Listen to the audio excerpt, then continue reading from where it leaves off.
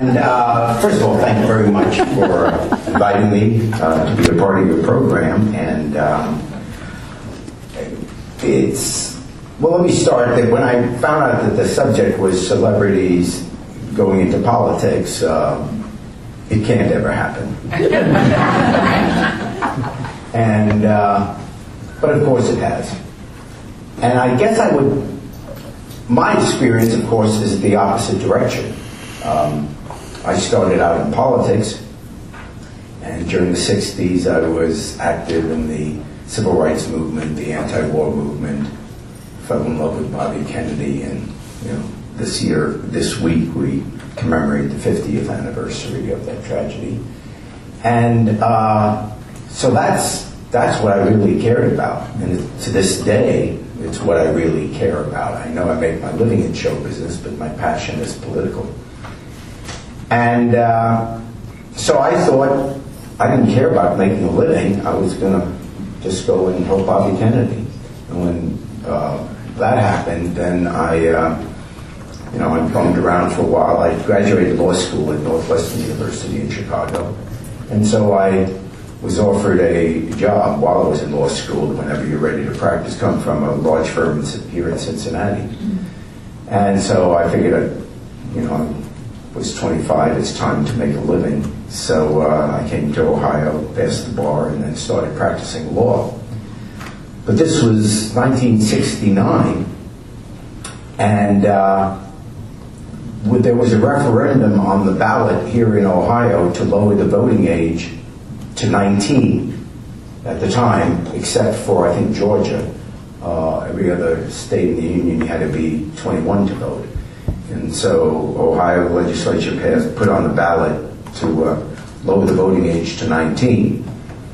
How I got involved in that is not a glamorous story. I had a date. I just arrived in Cincinnati. I got fixed up with this young lady, and she was going to this meeting of Vote 19. So I didn't know what it was, so I went there. But I was the oldest one at the meeting, so they made me the chairman.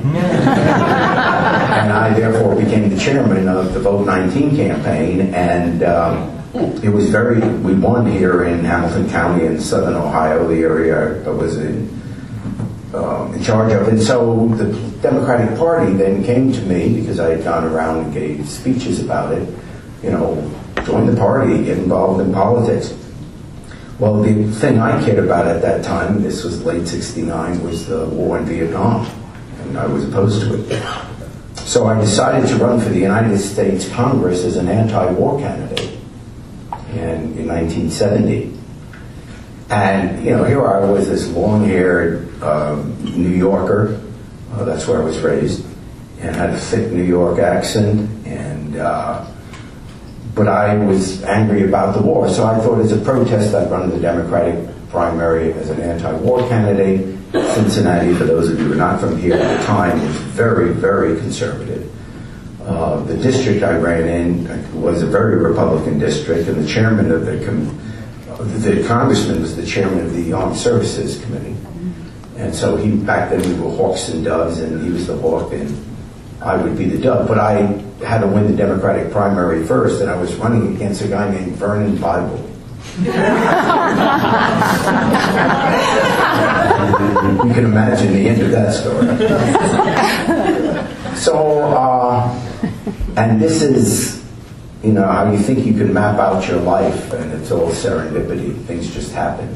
The Democratic primary in 1970 was on May 5th, 1970. Mm-hmm. Of course, May 4th, 1970 was Kent State. Did you accidentally summon the day before. Hi, Siri. So it's 19, and so May 4th was Kent State, and there was such an outcry, and well-deserved, about what had happened, that people went to the polls and voted against the war the next day. And that's how I won the Democratic primary. And that's how I got to be known. And the general election was, I had lost, but it was, 1 or 2 percentage points. It was very close. But it's not because of me, because of the anti-war fervor. And then the next year, the Democratic Party had me run for city council, and then I started winning those races and then became the mayor. So I started out in politics, is the point. And then I couldn't succeed myself. I was on for 10 years as councilman and then mayor. And NBC said, whenever your term is up, we'd like you to anchor the news for the local affiliate here in Cincinnati. Well, I didn't know anything about journalism. But I had opinions, and I said, well, I don't really want to anchor. I'd like to be a commentator. And so we negotiated a deal. I would agree to anchor their newscast. And at the end of every newscast, I would be given 2 minutes to give my own commentary. Now, at the time, that was, well, first of all, the NBC affiliate was, we were behind Mork and Mindy. It was way down in the grade, which is, so they were looking, to throw the Hail Mary. And they figured if we get the mayor, he should know the city. If we can get the mayor to anchor our news, people will start watching. So it was a commercial decision on their part. For my part, as I said, I wanted to do commentaries. What was revolutionary about it is that stations at that time, had editorials and stuff like that, but it was never from the anchor. It was usually the general manager of the station, the station manager, something like that, because you had to keep it separate. And frankly, it was important that it is kept separate. So I had to really concentrate on being as objective as I could be as a news anchor, giving the straight news, and then at the end of the newscast, get into a different chair and then give my opinion. I'm not sure that was possible, but I really worked at it. In other words, when I was talking about President Reagan, I wasn't raising my eyebrow or doing anything like that. So I never consciously, I do the news as straight as I could as a human being. And then when I had an opinion, and when I did my commentaries, I didn't do vote Democrat, not Republican. I stayed always away from that. But I did talk about issues, and my liberalism clearly came through on that. And I'm not sure, in hindsight, looking back at what has happened to news today, that was a very good idea. But it certainly was successful for the station, and we quickly rose to become pretty dominant number one in the market. And that's where the Emmys came in and that kind of stuff. So I really made whatever reputation I had in journalism, truthfully, I made it because of the comment. That's what people remember, people in Cincinnati. They say, oh, I remember, So whether they agreed or not, that's what I did. But it was easy to do because I felt passionately about it. And the journalism I did for 10 years. I became managing editor. And so I had 10 years of that experience. And then the company that owned the station where I do the news, the NBC affiliate, also owned talk shows. They owned Phil Donahue, Sally Jesse Raphael, and Phil was getting ready to retire. So Walter Bartlett, who was the chairman of, the CEO of Multimedia, took me to lunch one day and said, Phil's retiring, we're starting another talk show, you're going to host it. So I was assigned to it as an employee. And I don't even remember going home and telling my wife about it, because it just didn't strike me. It's another assignment. There's nothing in my life that said, gee, I want to host a talk show. And back then, this is 1991, it sounds, if not sexist, but I didn't know any guys that watched daytime talk shows or soap operas. So I didn't know anything about it. I just didn't know anything about it. And, but, they adjusted the pay, and I said, I want to still do the news. They said, well, you can do both. And so I'd get up in the morning, fly to Chicago, do the talk show, and in the afternoon fly back to Cincinnati because I did the news at 5:36 and 11. I did that for 2 years, and it got exhausting. And but I was starting to kind of enjoy the talk show, and then at that point it was still serious. And when I say serious, it was boring, but it was serious. And we, I remember having Oliver North on, Jesse Jackson. I mean, we dealt with serious issues. most of the time. And then, so I finally said, okay, let's do the talk show full time because it started, moving up in the ratings, etc. How the show became crazy was it was an unintended consequence of what I thought was a good decision. There were 20 talk shows at the time, all of us trying to be like Oprah. Appeal to the demographic, which at that time was referred to as middle-aged housewives. And that's what all the talk shows were. And of course, no one could be as good as Oprah and whatever, so everyone got a little piece of the pie. Then along came Ricki Lake. She had the first talk show that went after the kids. And when I say kids, I mean high school and college age. And I remember walking down Michigan Avenue in Chicago with my executive producer, and I said, just as a business model, why are we trying to be 1 out of 20 going after Oprah? Let's just go after Ricky's audience, the kids, and then we're just 1 out of 2. We're going to get a much larger piece of the pie. And that is, in fact, what we did. The very next day, we said, okay, we had a meeting. From now on, only young people on stage, young people in the audience, college kids, and young subject matter. Well, as you know, young people are much wilder and crazier and more open in their lifestyles. And so every once in a while, not every day, but every once in a while, the show did go a little bit crazy. Then Universal bought us. And when Universal bought us, they must have done some studies, they said from now on you can only do crazy. And that was the deal. And it's, that's all we're allowed to do. If someone calls us with a warm uplifting story, we're required to send you to another show. We're not allowed to take it. And when stations buy into our show, that's what they buy into. They don't want me standing there talking about the impact of inflation on the world bond market. And so that's how the show became crazy. And I love doing it. It's fun. I never run away from it, despite all the criticism, because I honestly believe the criticism is somewhat disingenuous and a little bit elitist. Because, let me start out by saying we're all alike. We're all alike. Some of us just dress better. Some of us just had better luck in the gene pool of parents. Some of us were lucky to be born with a better brain, maybe. Whatever. It's nothing we had anything to do with it. It's just, but we're all alike in terms of everyone wants to be happy. Everyone, cries when they're upset. And I like most of the people that come on our show. And I realized that could be me. And celebrities can go on the late night shows and talk about the exact same things. And we can't cheer them enough. We buy their magazines, we go buy their albums, we go to their movies. We love them. And if someone, the only thing, the people on our show, they aren't rich, they aren't famous, they aren't necessarily what we think as good looking or whatever, and we call them trash.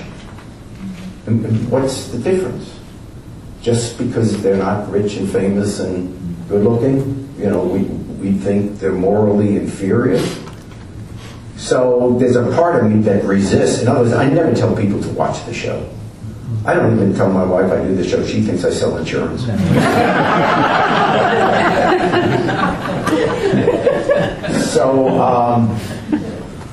I never tell people to watch the show.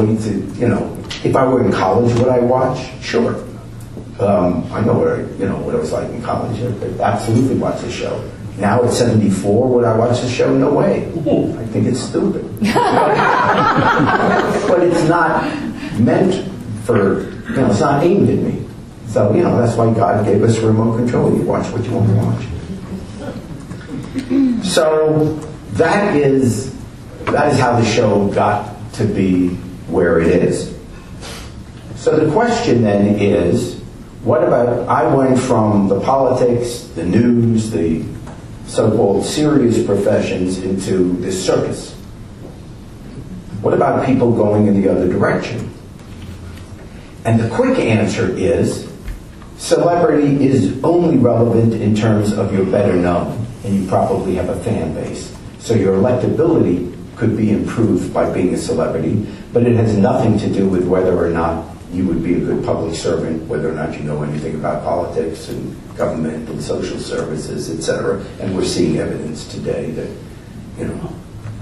that obviously, you can't assume. Like right away, lately, a few months ago, people were talking about Oprah running. And the instinct is to say, because she's such a classy, wonderful person, you say, oh yeah, she'd be great. But the truth is, we have no idea. I think she'd be more liberal and more understanding. So therefore, instinctively, I would vote for her. But I can't honestly tell you that she knows anything about government, or it's totally different. Success in business has nothing to do with politics.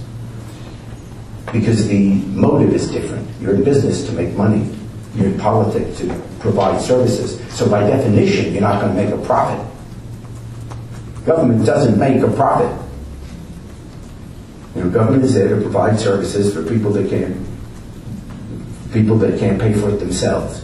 So some services no one can pay for, so like having national defense, highways, etc. You couldn't do that individually. And then the lower you are on the economic scale, the more services you need.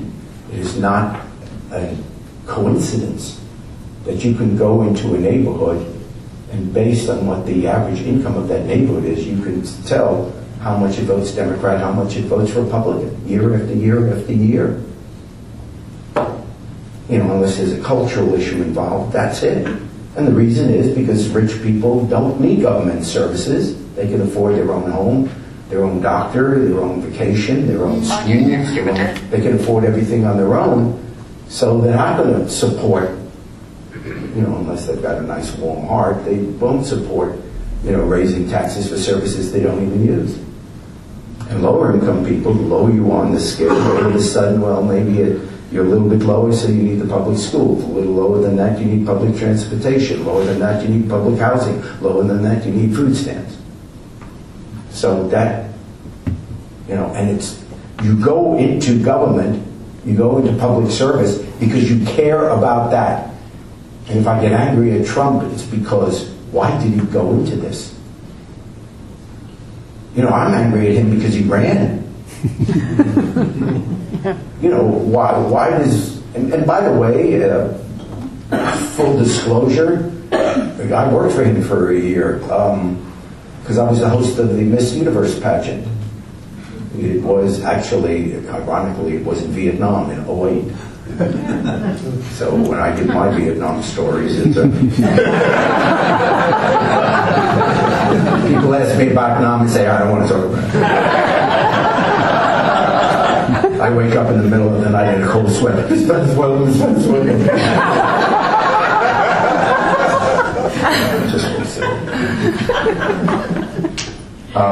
But no, so he's always been nice to me. I mean, I haven't had a lot of association with, but every time he's spoken to me, he's been only nice. But it never dawned on me that this guy would think about running for president. And that shows a disrespect for our country. You should respect the country enough to say, you know what, I love this country so much that let's get someone in there who really knows what it's about and how to get the job done. If you're rushing your child into the emergency room your child is suddenly sick and you rush into the emergency room and the doctors come out, you want to know that doctor at least went to medical school. And yet when it comes to our country, nobody gives a crap. It's like, that's politics. You don't need to know anything. I'm not going to study for this summit coming up with Kim Jong-un. It's about attitude. What are you in the third grade? Yeah. So therefore, being a celebrity and deciding to get in about, but let's be fair about this. Our whole in American history, it has been famous people who run and get elected president. It just used to be in the 19th century that the famous people were military heroes. Those were the people. No, we didn't have movies, radio, television, any of that. So celebrities were military heroes. They were generals. And then you were thought to be a leader, so you could be a president. even continued into the 20th century, obviously Eisenhower. John Kennedy, everyone, George Bush, the first one. You had to, kind of part of your resume that you put out there in campaign time was your military exploits. Those were the people that were famous. So I would argue that the change in politics today is not so much because of the celebrity culture. I believe it is because of the advancement in the last 40, 50 years of technology.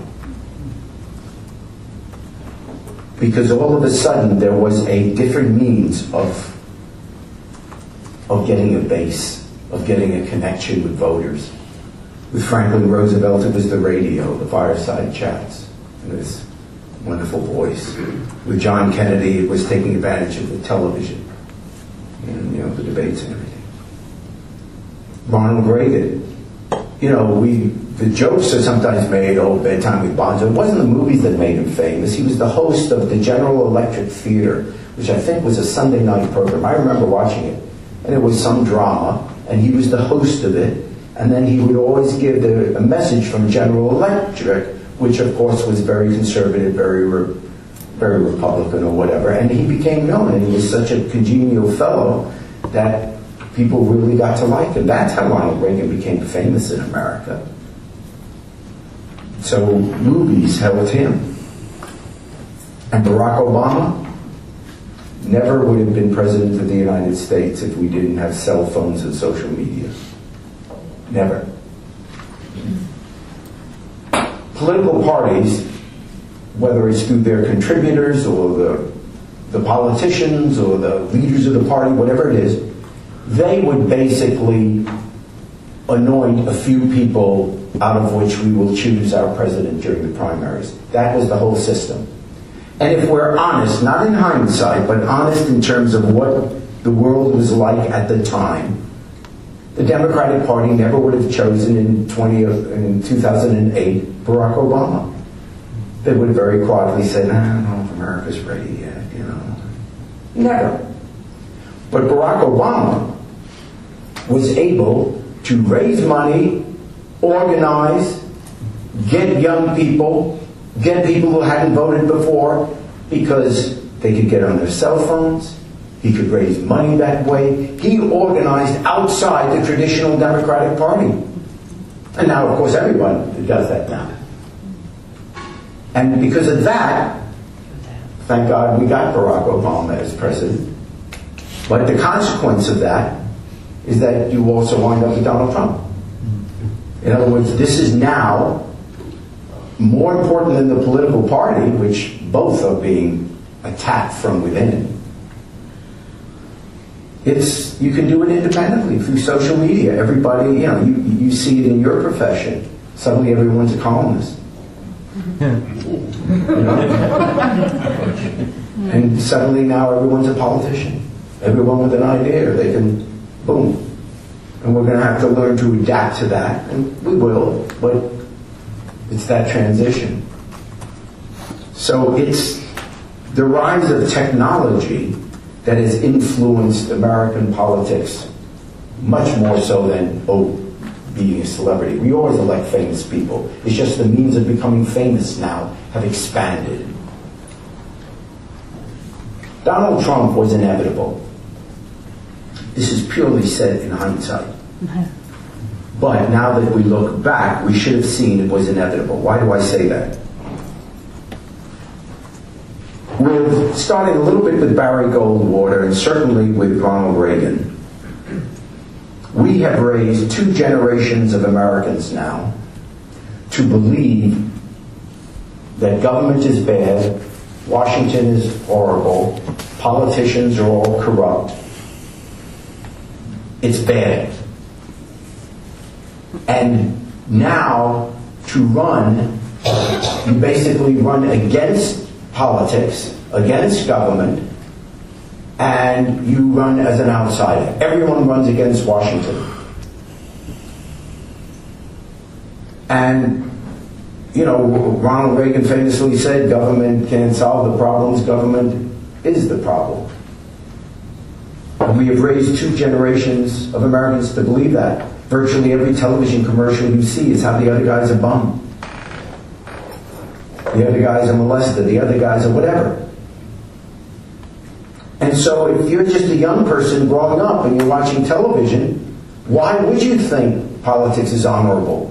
Why wouldn't you think that they're taking our money, I don't want to pay taxes, they're going to, you know. And so that's what Americans believe. It used to be that if there was a problem, you know, what got us through the Depression? What got us through World War II? What got us, you know, soldiers coming back and being able to get an education and get housing? All that sense of community, it gets destroyed because we've told everyone that our government is horrible. We say worse things about our government than foreign governments, than foreigners say about us. You know, if you watch Fox News, the vitriol towards Obama was worse than anything Saddam Hussein ever said. I mean, you know what I mean? It's like, you could see that, yes, Putin says something bad about America, all right, we yawn. But boy, they can say something bad about Hillary Clinton. They go crazy. So, it was inevitable then, now that we've got people that hate government, you would have to find an outsider. But the outsider has to be famous. Otherwise, how that person is going to be able to win? And there are only two avenues left in America anymore after politics to be well known. Either show business or sports. Athletes are too young to be president. So therefore, why are we surprised that some anti-government person would rise up from the entertainment field? Did we know it'd be Trump? Actually Trump? No, of course not. But someone like that, in terms with that point of view, or that anti-government, you know, feeling, it was inevitable. We've built this up. Hate government, that's just politics. I would argue that the whole strategy now of the Trump people, which is brilliant, is to get everyone saying it's just politics.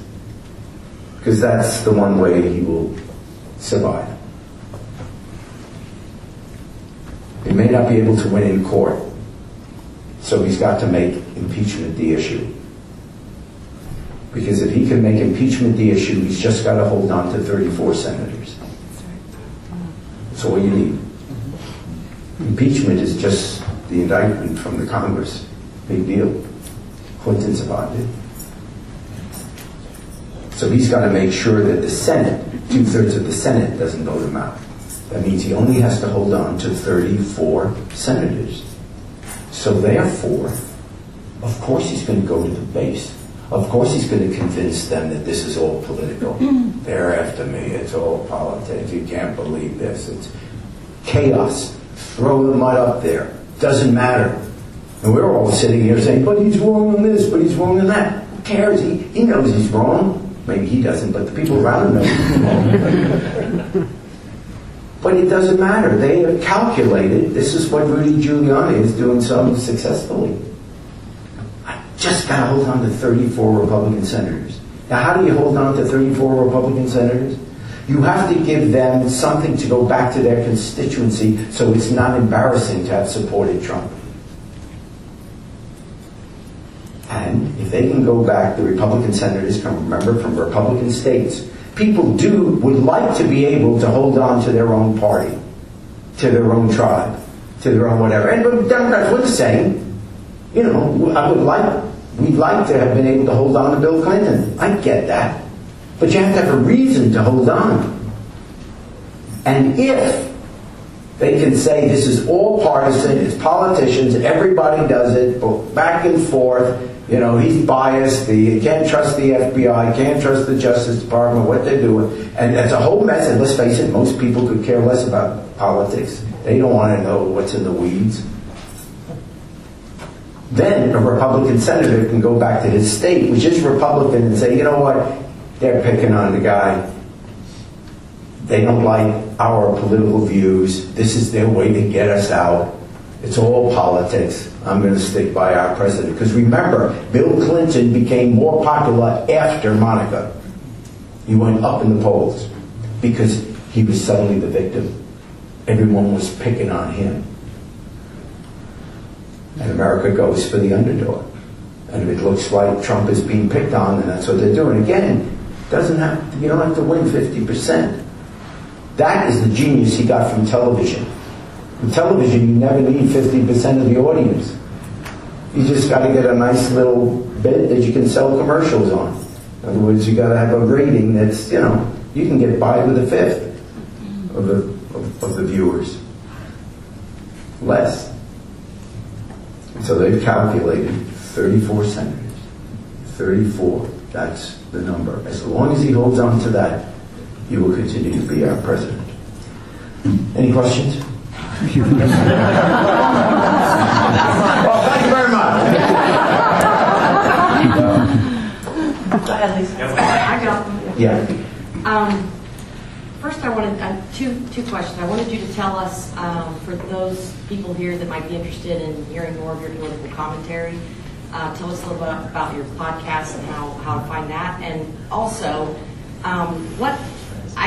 when I was researching for your intro, I saw some things here and there about you potentially re-entering politics in the last few years. I was drinking. I think there were people who wanted you to run for governor of Ohio.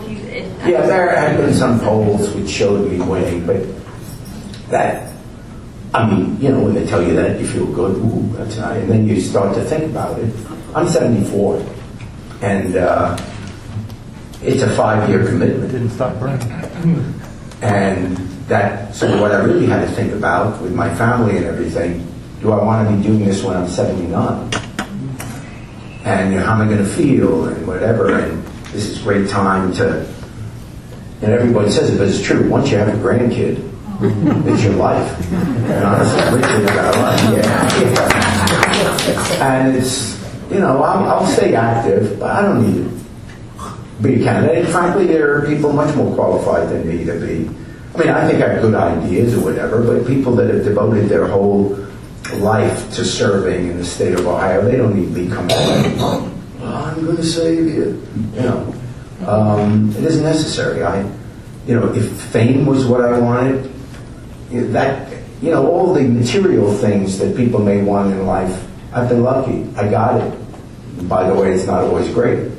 But so there's no ego reason to run just to say I'm a governor. So I'd frankly rather just be helping other people and younger people that have a political future. I think that's why I said no pretty quickly, frankly. Yeah. After that, I feel like, oh gosh, it's like doom and gloom. Like, what are we, looking at the future? You should see next week's show. It's going to be great. I'm from Tulsa, Oklahoma, so I come from one of those states that's the base of what we're seeing nationally, and it's a little frustrating to be, writing. But what do you think the role of media? Where do we come in as columnists to try to, kind of break through that,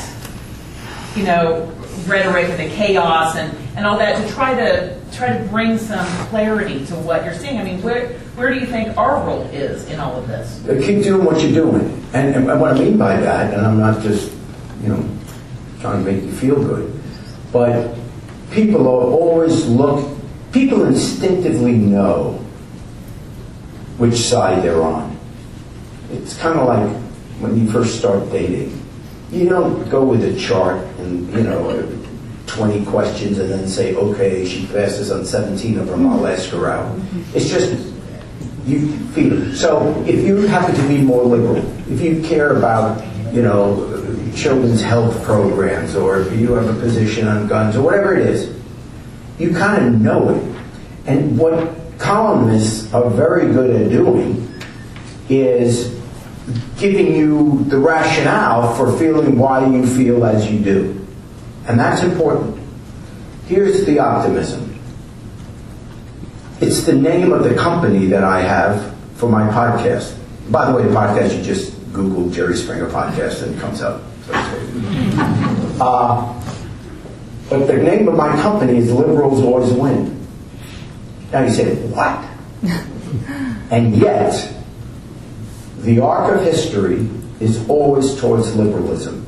It doesn't mean we have bumps along the road. It doesn't mean we don't lose some elections. It doesn't mean we lose fights along the way. But every 10 years, America is more liberal than it was the prior 10 years. Every generation is more liberal than, Barack Obama, gay marriage. Here's my thought, and it's a biased opinion, but it's what I really believe. Conservatives, by definition, will fight change. They're conservative. So in the beginning, the liberals are always those crazy, long-haired hippie, they don't know, they're crazy. And then eventually, their view becomes mainstream. And now the conservatives don't even think about talking about those issues. So, in the beginning, conservatives were obviously against civil rights. Conservatives were against Social Security. Conservatives were against Medicare. Conservatives were against Medicaid. Conservatives were against women's rights. Conservatives were against gay rights, environmental steps. On everything, and eventually it becomes mainstream. You can't go around now and say we have to eliminate Social Security. You're finished in politics if you say that. In other words, in the end, liberals win. The problem is, those of us who were here at the time lived through some battles that we lose. But in the end, I have no doubt that, that it's going to turn out okay. Now, it doesn't, look, there could be tragedies along the way. And one of the things we have to be careful about. See, I think the assassination of Bobby Kennedy was more impactful than the assassination of John Kennedy. And for those of us old enough to remember, that, along with 9/11, was the single most significant day in our lives outside of what happens in our family. That the public event of the assassination of John Kennedy, every one of us, where you were, what you were doing, it's right there. But the world didn't change after that. Lyndon Johnson stepped in and advanced basically all the stuff that John Kennedy on civil rights, for example, and became, frankly, more effective on it. So there wasn't a change. But when Bobby Kennedy was assassinated, and I'm part of the problem, after the beginnings of 1968, which was the most horrendous year in our political lifetime, and, whether it was, the riots and obviously then the assassination of Martin Luther King and then Bobby Kennedy and Medgar Evers had been assassinated. It's like all our heroes. But when Bobby Kennedy was killed 2 months after Martin Luther King, it's like we just dropped out. It's not like we went to vote for Nixon, but there was no enthusiasm for Humphrey. And because of that, we got Nixon. And because of that, then we had the continued escalation in the war. We had Watergate, and just everything that happened in the 1970s. And finally, out of this selfishness, we got Ronald Reagan. A good and decent man, but it was the beginning of the era of selfishness. And what I mean by that is, if I ask kids, John Kennedy, give me a line, they'll say, ask not what your country can do for you, ask what you can do for your country. If you say, Ronald Reagan, give me a line, I'll get government off your back, no new taxes. The 80s we went through, remember the popular books, I'm number one, I'm worth it. Or the hair coloring thing, Clairol, it's me. Everything is me. How to self-esteem, how to make yourself better. You got to love yourself first before you can love anybody else. All this concentration on me. I end every show, as I ended every newscast, by saying take care of yourself and each other. And I came up with that because I really mean it.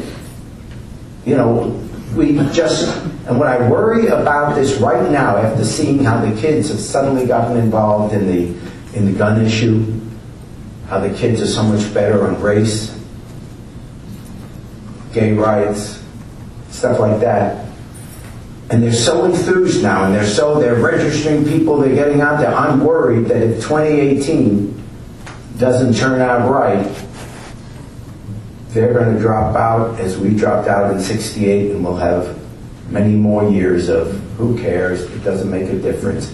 If after all this mass murders at our schools and we can't get government to do anything about that, bless you, then what's the point? That is the danger. That's a long-winded answer. Let me take two more questions. Yeah. What's going to happen with Governor Kasich? I think, I don't know. I think he wants to run. I think my guess is that he will. I hope he does. For backwards, I think he's a good person. But for backward reasons. No president in the 20th century, someone's going to correct me, but I'm pretty sure I'm right. No president in the 20th century has been reelected if he's been seriously challenged in a primary. He'll win, he'll beat back the opposition. So Ford beat back Reagan in '76, but then he lost to Carter. Carter beat back Ted Kennedy in '80, but then he lost to Reagan. George Bush the first beat back Pat Buchanan, but then he lost to Clinton. In other words, if a sitting president, and Johnson obviously got challenged by McCarthy and Bobby, and then Humphrey lost to Nixon. So if you are the incumbent president, it's hard enough in today's world where ultimately you'll be blamed for things that even aren't your fault. If you get challenged by your own party, the loss of enthusiasm, even though you'll win the primaries in the end, the loss of enthusiasm carries over and the opposition party wins. So for those of us who don't want Trump to be reelected, our best chance is that he gets challenged by a serious person in the Republican primaries. That will elect the Democrat. If any one of you writes this in your column, I want $20. Yeah, I'll get some more, yeah. Little Fires Everywhere. I'm not sure if you've read it. It was one of the top books of 2017. What's the name of it? Little Fires Everywhere, and you're mentioned in it. And it's a beautiful book. Just a beautiful book. It's set in the late 90s.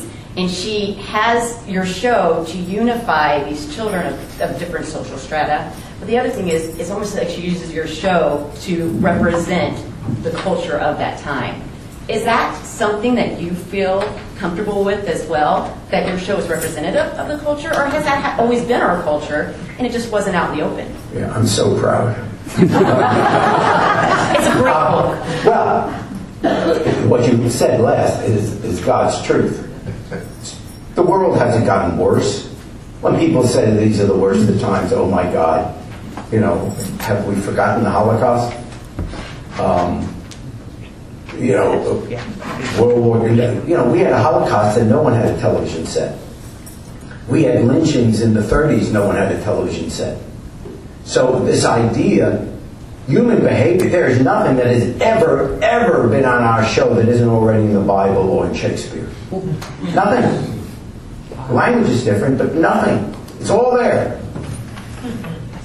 So the only thing that's different, 2,000 years ago, people would gather in the town square, in the marketplace, and they would gossip. They would talk about what's going on in their little village, what's going on in the next hut, whatever. People always do that.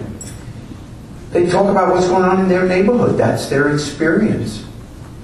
The only thing that's changed 2,000 years later is that because of the media, television, the internet, whatever, the planet is our neighborhood. So we know more about the Kardashians than we do about someone who's, down the block. And that's why it appears that, oh my gosh, the television, look at all this. It was always there. In many cases, it's in our own homes. I've never met a human being who couldn't be on my show. Ever. Now, I'm not saying scandalous. I'm just saying everyone's got someone in their family, maybe even this other, oh boy, the rest of the world knew this, We're all alike. We really are. Maybe I've heard that spin somewhere, but I've heard the phrase, we're all one uncle away from being on the Jerry Springer show.